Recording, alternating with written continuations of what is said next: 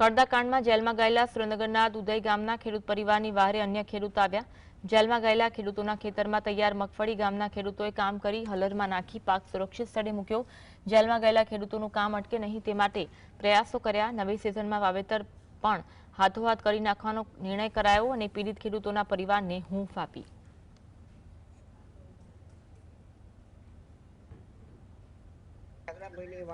ખેતરમાં પાક બગડતો આ દિવાળી જેવો તહેવાર હતો તો અમે કોઈ દિવાળી કરવા રહ્યા નથી અને સગરામભાઈના ખેતરે ગામ આખું મજૂરી કરવા મહેનત કરવા એ સપોર્ટ કરવા આવ્યા છીએ કે આપણા ખેડૂત અમે જાગૃત થાવ। આ ગુજરાત રાજ્યની એકની વાત નથી, આખા વિશ્વના ખેડૂતની માટેની વાત છે કે અમે જો જાગૃત નહીં થાવ તો આવી રીતે ખસેડી મૂક્યા એવી રીતે અમે ખેડૂતનો કોઈ ઉધાર લેવા દેશે નહીં અને આપણામાં જાગૃતિ છે તો જ આપણે આગળ હાલી શકીએ। એટલે હગરામભાઈનું કંઈ કામ અટકાય નહીં એ માટે ફરતા ગામના પણ સપોર્ટ છે, દુધઈ આખા ગામનો પણ સપોર્ટ છે।